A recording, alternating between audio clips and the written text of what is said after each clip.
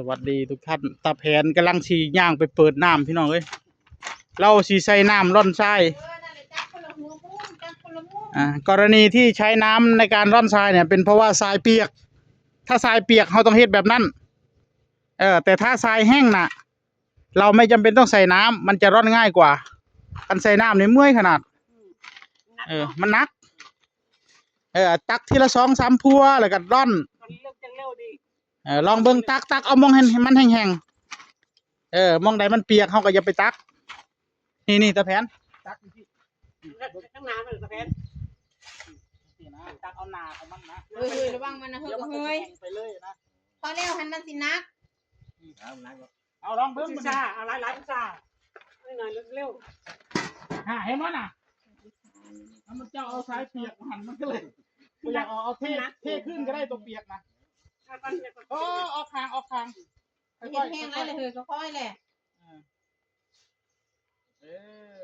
โอ้ยแยงกันหน่อยคนเนาะหน่อยทำหน่อยเอาทีมมึงดูบันนี้คอยสิตักตัวแห้งๆล้วนๆนี่ให้เอาไปตากไว้แก้ฝุ่นกันก็ได้นั่นละเดี๋ยวมันก็แห้งจักน้อยมันก็แห้งเดี๋ยวสิเฮ็ดให้เบิ่ง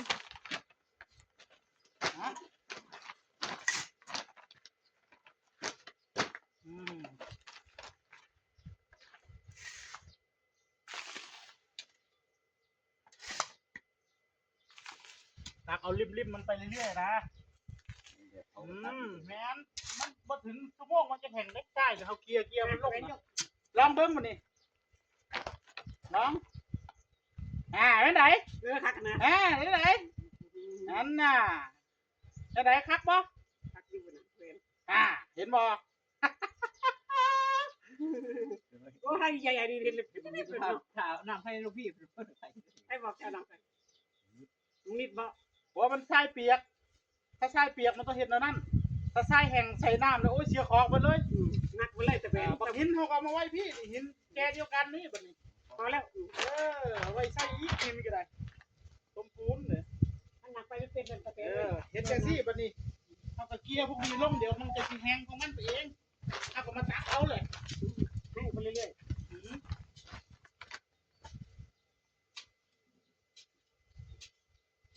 จังน้อยพอถึงชั่วโมงมันก็แห้งนี่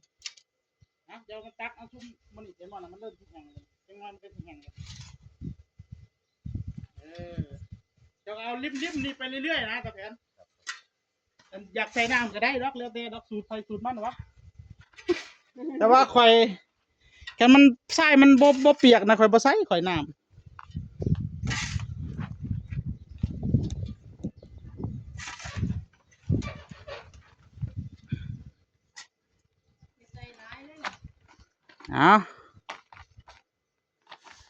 เป็นได้คักเนาะเบาน้ำเด้อว่าบ่นี่ลองใส่น้ำแล้วเบิ้งบริกรรมแขนขึ้นแท้แล้วเจ้า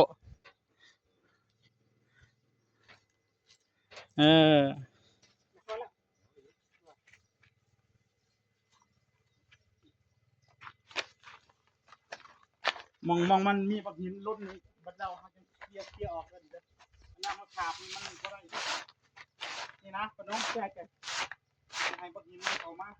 ดีหมดเลยเวลาว่างอันนั้นเขาก็ว่างเลยที่ก็ได้อย่างที่ก็ได้มันจังอันนี้เอาไปจังยกมาจังยกมามันจังบ่มีหินนะลองดูแบบนี้ง่ายก็มองเลย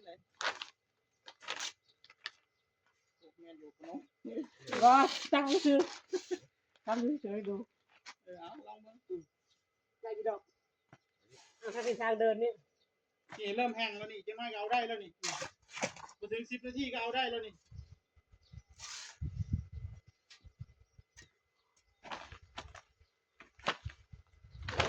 นั่นสิคักกว่านั่นสิบ่มีหินผสมเป็นตะเปียกน้ำแท้นะได้อยู่เนาะเปียกได้อยู่ดอกโอเคมันพอได้ผสมแล้วครับพ่อก็ก้อนก็ได้นะให้แบบยามว่างๆก็ยังร่อนเอาไว้ก็ได้ได้ประมาณสัก3 คู่ประมาณจะ6 คู่เนี่ยแล้วก็ผสมทีละ5-6 คู่ก็ได้ขึ้นไปเรื่อยๆขึ้นจาก2 แพงนี่ก็พอแล้วละมื้อนี้ละจะไปขึ้นหลายเฮ็ดบ่ทัน ว่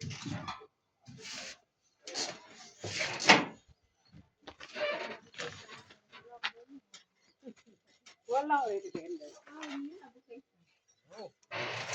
คือเขาละ เป็ดลาก็แล้วแต่แล้วจะของ ตักเอามองดินนี่ปะน้องเอ้ยนี่มองดินน่ะเอาดินไปน้ำก็บ่เป็นหยังขูดเอาดินไปน้ำก็บ่เป็นหยังเดี๋ยวมันก็ร่อนเอาแต่ทรายออกมาดอกอืม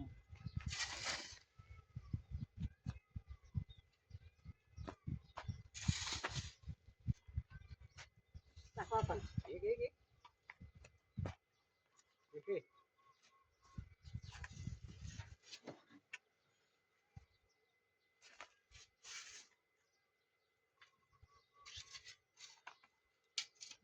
เคลียร์มันลงเดี๋ยวมันก็แห้ง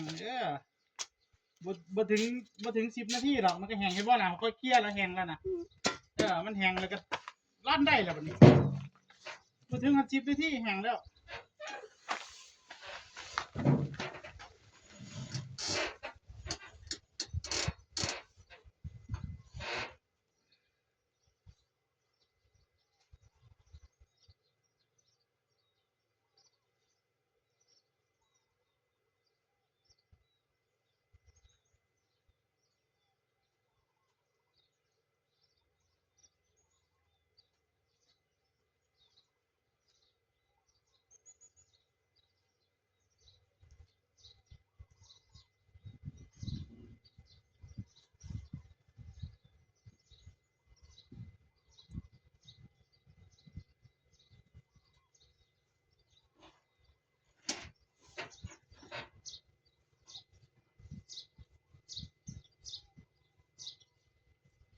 ที่กำลังโลกจนลุก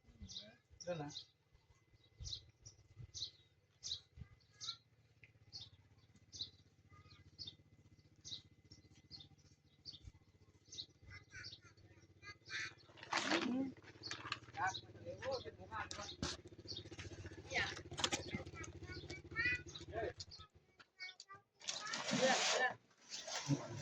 อารมณ์ดีแล้วบอกกล้าเกิบๆนะ โตมาแล้วบ่โตมาแล้วบ่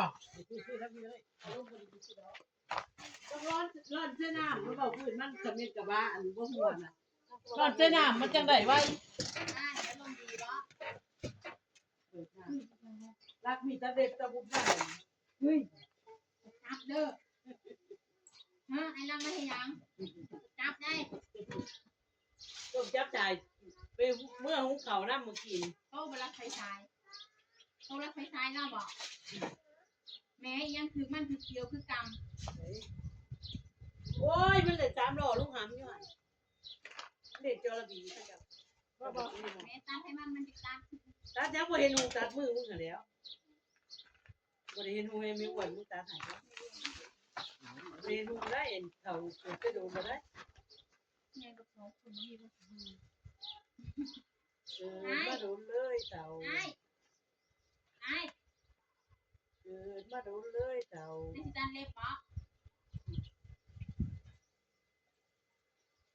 ไปหาสัตว์ได้สัตว์นิ่วได้บอกไปก่อนได้ ตัดหนีได้เห็นคือยายโพธินี่นะโพธิทำได้เวียนบ่เป็นอย่าเฮ็ดมันบ่ได้เงินดอกทำนี่นะมาตัดแบบนี้สิได้เงินนะแม่มันก็เป็นมื้อคืนบ่แม่นเมื่อตามตุ่ม กินกาแฟไหม ตามตุ่มต้องจับจ่ายกับกินข้าววันนี้นะ ยื่นมาหยุด เลยต้องจับจ่าย ใส่นะ เตียงละ2 คนนี่ บ่นี่ห้องใส่แกะออกเดี๋ยวใส่หนึ่ง คนละไปเห็ดเม เอาอีก เอาไปเลยไปกลัวลูกไม่ฟังเลย ลุยว่าสิอยู่2 คน วางไว้มองซ้ายนั่นแหละอย่าวางไปข้างนอกมันสิกองมันสิใหญ่ไปเรื่อยๆนะ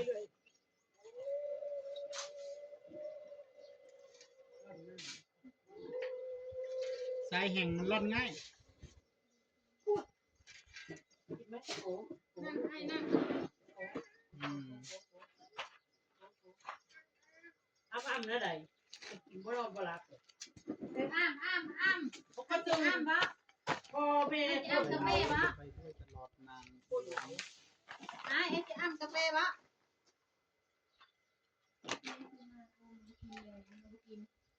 ไก่เงินจะมี เกิดวะเบิ่ง น้ำพริกเอาใจหัว ดีๆเนี่ยเบิ่ง หมดเลย บ่ตัดดอกพิฆาต